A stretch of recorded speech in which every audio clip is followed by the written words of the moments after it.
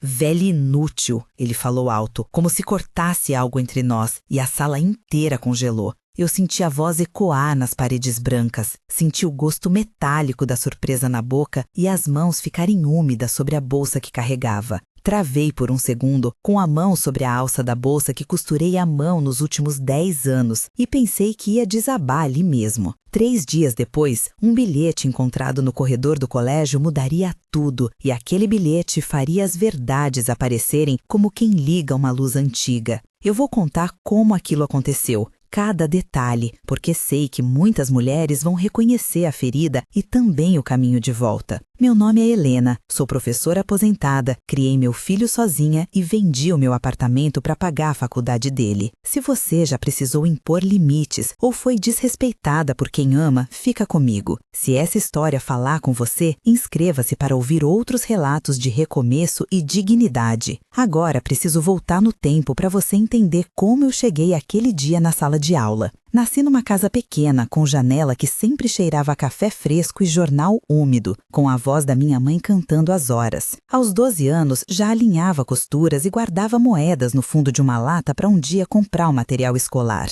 Quando meu marido morreu, a sensação foi de um quarto vazio e um relógio que havia parado. Aprendi a costurar para não deixar o filho faltar à escola. Costurei camisas, consertei vestidos de casamento alheios e, aos poucos, com o suor nos dedos e os olhos cansados, juntei um dinheiro que guardava dentro de um colchão forrado de tecido. Trabalhei como auxiliar administrativa e como professora substituta. Carreguei bolsas pesadas de atividade para casa e, mais tarde, com muito sacrifício, vendi o apartamento que eu tinha herdado da minha mãe para bancar os anos de universidade do Marcelo. Eu lembro do dia que fomos ao cartório, com cheiros de papel novo e tinta, e a sensação de que aquilo era uma aposta no futuro. O apartamento tinha 75 metros quadrados, 3 quartos e rendeu R$60 mil na venda, que coloquei na faculdade do meu filho. Naquela época, o Marcelo prometeu que devolveria tudo assim que conseguisse estabilidade. Ele me abraçou e disse meu nome com carinho, e eu guardei aquela promessa como quem guarda um retrato. O trabalho me ensinou a ter paciência, a ouvir as crianças, a olhar nos olhos antes de corrigir, e foi a escola que me deu uma segunda casa, gente que eu ajudava a crescer e que por muito tempo também me ajudou a não sentir a solidão.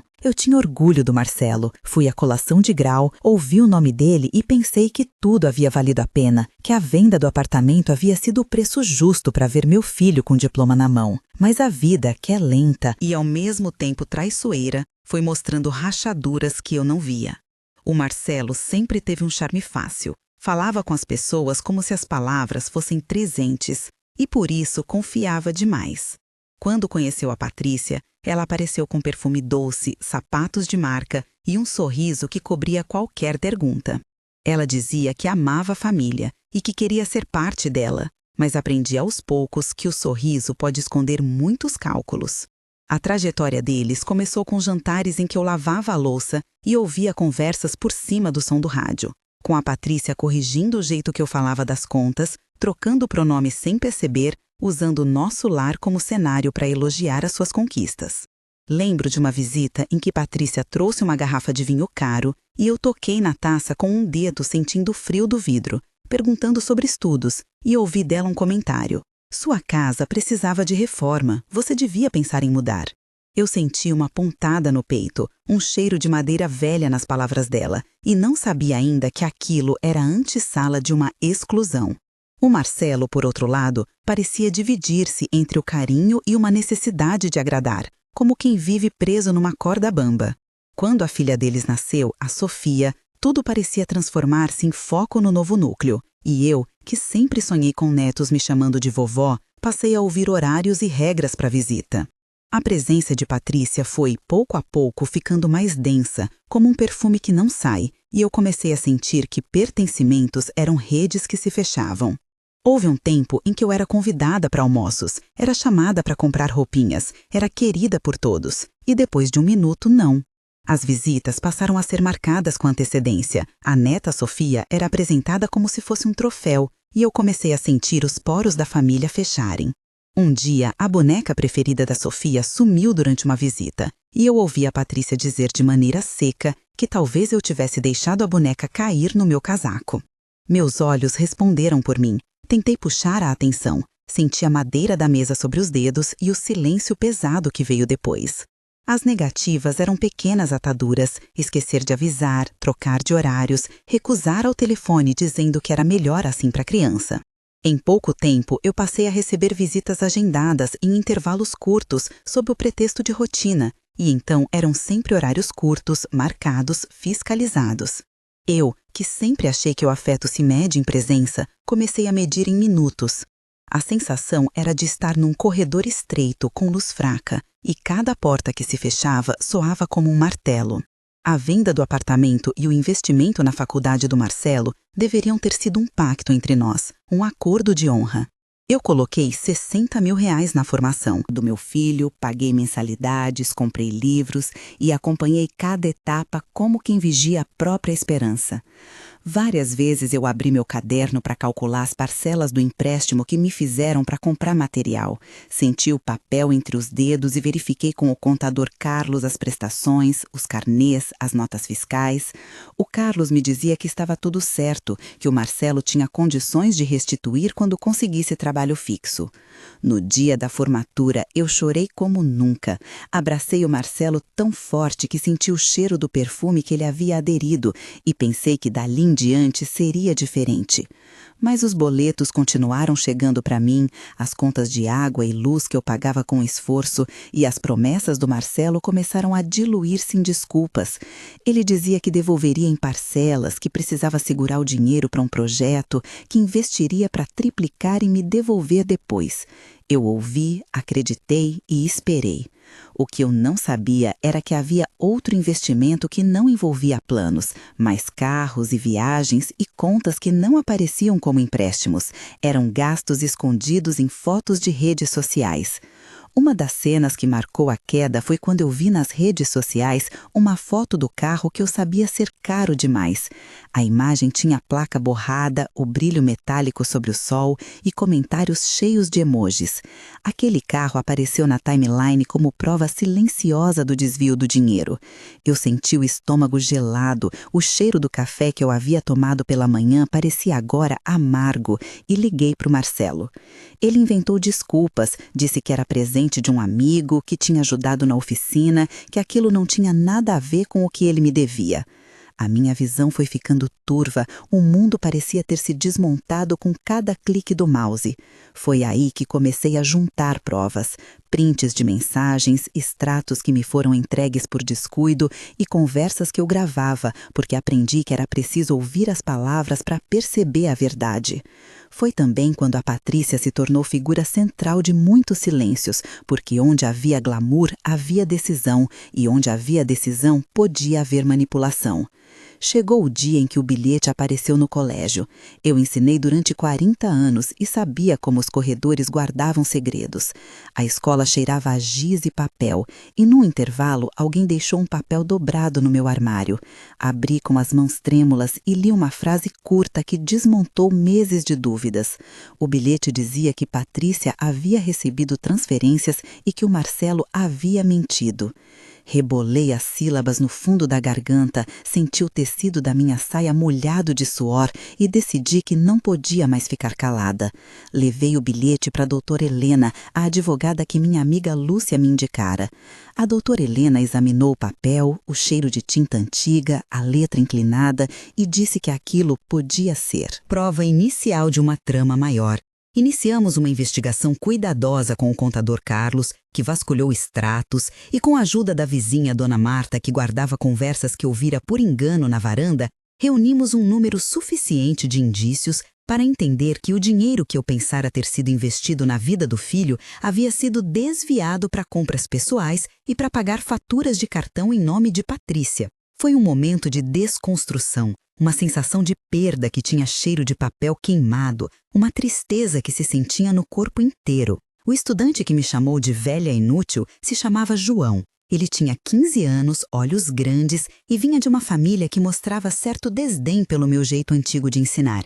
Naquele dia, eu havia entrado na sala com uma sacola de livros, senti o ar frio do ar-condicionado bater no meu rosto e comecei a falar sobre responsabilidade e limites. O João falou alto, com ironia, e disse a frase que me atravessou: velha inútil. A turma riu e eu senti o peso do riso como se fosse chumbo nas minhas pernas. Fiquei parada, com a mão na alça da bolsa que costurei e ouvi meu próprio coração batendo nas têmporas. Eu podia ter saído, ter me encolhido, mas escolhi respirar fundo e responder com firmeza. Eu disse a ele que as palavras têm consequências, que respeito se impõe e que eu não estava ali para ser alvo de desdém. A troca que se seguiu foi dura e longa. Eu queria que os alunos entendessem que velhice não é falta de valor e que a experiência traz uma dignidade que não se compra. João repetiu os insultos, depois fez cara de quem não sabia o que dizer, e o professor principal, o Sr. Pedro, interveio pedindo calma. Foi uma cena tensa com muitas falas, 8 trocas pelo menos, que expôs o quanto a generosidade pode ser confundida com fraqueza. No fim da aula, um aluno mais jovem, a Ana, veio até mim com os olhos molhados e disse que tinha ouvido boatos sobre o que havia acontecido com a minha família. Aquilo me deu fôlego para seguir adiante. No momento certo, inseri o CTA para quem acompanha essa história. Se isso te tocou, eu sei como dói ver quem amamos agir assim.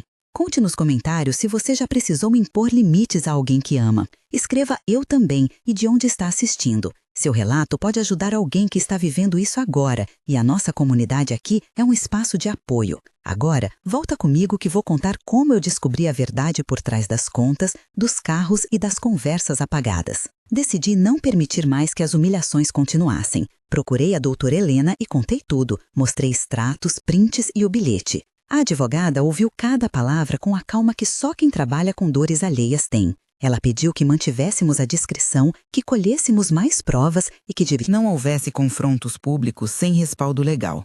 Nessa etapa, houve muitos encontros com a doutora Helena, planilhas estendidas sobre a mesa, o som de canetas arranhando papel e o toque frio do carimbo no início de uma notificação extrajudicial. Abri uma conta separada, organizei documentos e o contador Carlos fez uma análise detalhada das transferências encontradas. Ele explicou com precisão como havia operações suspeitas, como detectou comprovantes de pagamento para serviços que não existiam e movimentações em nome de empresas sem atividade. Foram momentos técnicos e cansativos, com registro em cartório, emissão de procuração, reconhecimento de firma, tudo feito com o cuidado que a situação exigia. A doutora Helena redigiu uma notificação e eu sentei na sala com o telefone na mão esperando o primeiro contato, que poderia ser o início de uma conversa amarga. Quando as notificações chegaram, houve reações. A Patrícia esbravejou, o Marcelo tentou propor acordos por baixo e alguns dias depois, em uma calçada perto do colégio, uma discussão pública explodiu. Ele me chamou de velha e me empurrou verbalmente na frente de vizinhos, jornalistas que por desatenção passavam e amigos de infância que não sabiam o que pensar. A sensação foi de ter o chão arrancado, senti o cheiro do asfalto quente, o som de passos rápidos e a boca do meu filho formou palavras que eu não reconheci. A humilhação foi pública e naquele momento eu respirei fundo e repeti em silêncio a frase que me sustentaria: dignidade não se implora, se impõe. Pedi silêncio, gravei trechos da conversa com a ajuda de um vizinho, o João do segundo andar, que por acaso registrou parte da discussão com o celular. A gravação mostrou a agressão verbal e algumas promessas que nunca se concretizaram. Foi um momento de clímax emocional, com gente cochichando, um fio de saliva no canto da boca do Marcelo quando falou, choros contidos de pessoas que eu reconhecia na rua. Depois daquela cena, procurei a delegacia para registrar ocorrência por humilhação e injúria, e a doutora Helena orientou que aquilo seria um caminho para fortalecer nossa ação civil. O pedido de empréstimo foi um momento determinante. Lembro do dia em que o Marcelo entrou na minha casa com olhos de cansaço e disse que precisava de R$30 mil para um negócio que geraria retorno. Sentei numa cadeira que rangeu, senti o couro sob as mãos e disse que teria de consultar o meu contra-cheque e o Carlos. Trocamos mais de 8 falas. Foram perguntas e respostas, promessas e justificativas. Eu, que já havia emprestado tanto, hesitei. Ele levantou as mãos, implorando, falou do medo de perder a chance, falou de futuro, e eu, com o coração apertado, decidi lhe emprestar 15 mil por transferência e o restante como garantia de um contrato assinado. No contrato, ele assinou, prometeu datas, taxas simbólicas e nós fechamos um acordo que parecia honesto. Entreguei o dinheiro após examinar extratos, senti o papel das notas entre os dedos, o cheiro amarelado das cédulas e percebi depois, com dor, que aquilo seria o começo da minha ruína. A traição financeira não veio num golpe único, Veio em parcelas, em compras de joias, em fotos de viagens, em parcelas de cartão que eu descobri meses depois no extrato do banco em nome de empresas ligadas a Patrícia. O sentimento foi de engano lento e calculado, e eu senti as paredes da casa apertarem. Houve uma descoberta que consolidou as minhas suspeitas. Um dia, navegando pelas redes sociais, encontrei uma imagem de um apartamento decorado que me lembrava muito o estilo que a Patrícia gostava. Era uma postagem com tag e localização, e nos comentários havia agradecimentos por uma mobília nova, algo que eu percebi era incompatível com o fluxo de caixa que o Marcelo alegava. Imprimi tudo, pedi ao Carlos que cruzasse com as datas das transferências e então tivemos a prova palpável que os recursos destinados a quitar dívidas comigo e a reembolsar a venda do apartamento estavam sendo usados para a nova vida do casal. Foi um momento de prova palpável que me trouxe raiva e também clareza. Chamei a doutora Helena, apresentamos as evidências e ela pediu para guardar todos os registros, pois o próximo passo seria abrir um processo para reaver o que me pertencia e responsabilizar pelas fraudes. O confronto final aconteceu na calçada da praça, onde eu costumava caminhar de manhã. Eu esperava um pedido de conversa, uma forma de resolver sem escândalo, mas na hora em que abri a boca para falar, foi interrompida com outra palavra que me pesou. Velha, inútil. A sensação foi física, um esvaziamento do estômago e, ao mesmo tempo, algo dentro de mim se aqueceu de determinação. Chamei a atenção de vizinhos, tirei o bilhete do bolso e disse em voz alta que havia provas, que existiam transferências, que o dinheiro tinha destino conhecido. As pessoas olharam, alguém aplaudiu em silêncio, um adolescente gravou tudo e a Patrícia tentou retorquir com ironias, mas eu estava amparada por documentos. Naquele momento, a humilhação pública virou a fagulha para a busca de justiça. Levei o caso ao cartório, protocolei a ação com a assinatura da doutora Helena e recebi a notificação para a audiência. Ao mesmo tempo, a minha neta Sofia, de quem me sentia injustamente afastada, passou a ser motivo de dor e também de luta. Durante os trâmites legais, a advogada orientou procedimentos técnicos que precisei entender. Juntamos extratos bancários, enviamos ofícios aos bancos pedindo bloqueio de valores suspeitos, pedimos perícia contábil para identificar transferências incompatíveis com renda declarada e solicitamos ao juiz medida cautelar para a suspensão de alguns bens até a decisão final. Tudo isso foi explicado a mim com precisão pela doutora Helena e pelo contador Carlos. Era um processo minucioso, com pedidos de vistoria, emissão de certidões e ajudas técnicas que eu não conhecia, mas que me fizeram sentir protegida. Tive que reconhecer firma, redigir declarações e, em uma audiência, fiquei frente a frente com o Marcelo e a Patrícia e, naquele ambiente de eira e ar gelado, senti a responsabilidade de não me dispersar em lágrimas.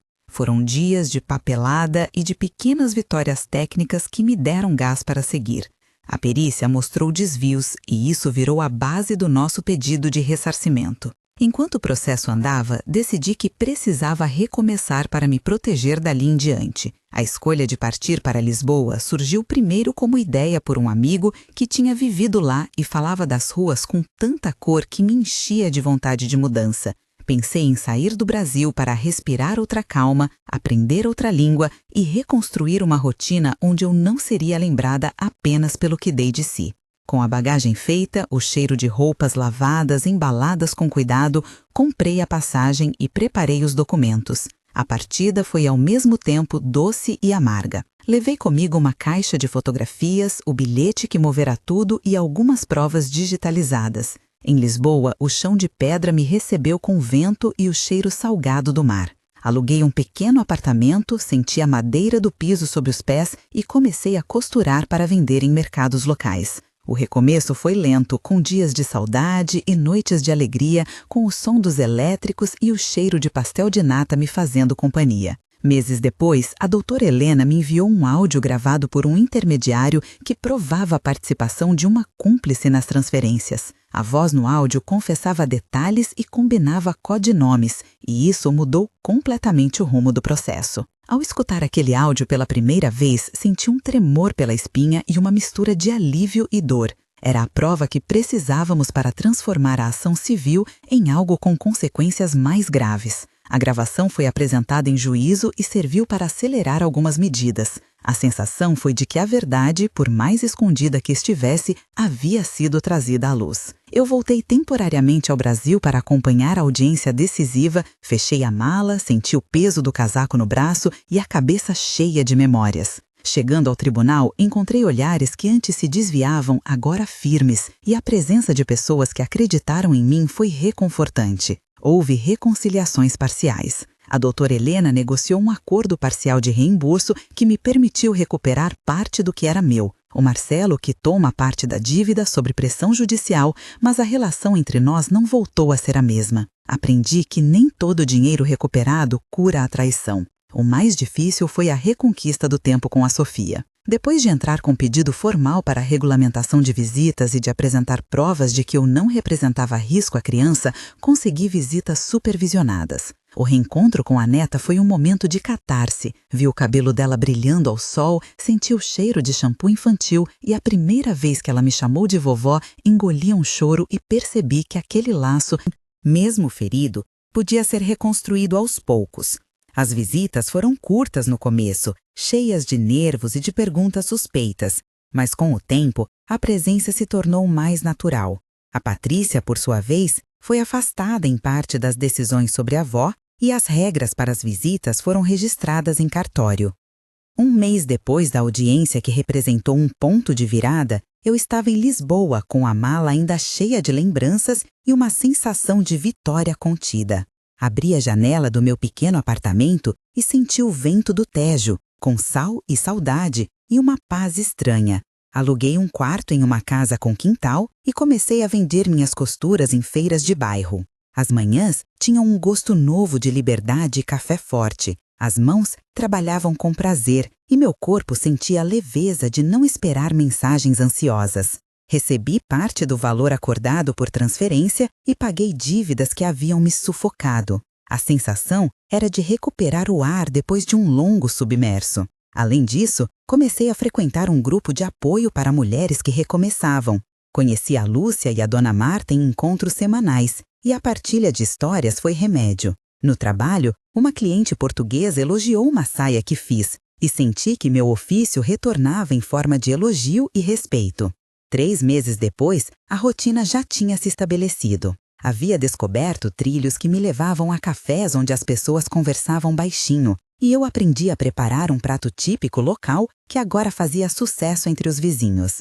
Recebi uma notificação de que parte dos bens havia sido bloqueada para ressarcimento, e isso trouxe alívio. A doutora Helena me trouxe relatórios por e-mail, explicou as nuances de um processo de execução e como íamos proceder para garantir que o valor fosse efetivamente destinado ao meu ressarcimento. Eu, que antes tinha medo dos termos jurídicos, entendi o significado de penhora e de leilão e aprendi com ela a ouvir sem pressa. A visita com a Sofia ficou mais frequente. Agora eu via as mãos dela sujas de areia do parquinho e nós duas ríamos de coisas simples.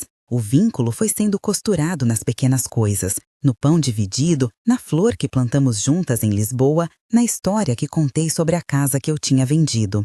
6 meses depois, a vida mostrou uma nova face. O processo tinha resultado em um acordo mais sólido, parte do valor foi restituída e houve reconhecimento público da minha demanda. Isso não apagou tudo, mas deu base para seguir adiante. Em Lisboa, eu já tinha uma clientela fiel, minhas rendas eram estáveis e me sentia plena em pequenas conquistas. A Sofia passou uma semana de férias comigo e observá-la dormir foi uma cura. Em termos práticos, eu acompanhei com a doutora Helena o trâmite para que os valores acordados fossem efetivamente transferidos e recebemos os comprovantes de que pagamentos foram realizados. A sensação de justiça foi mista.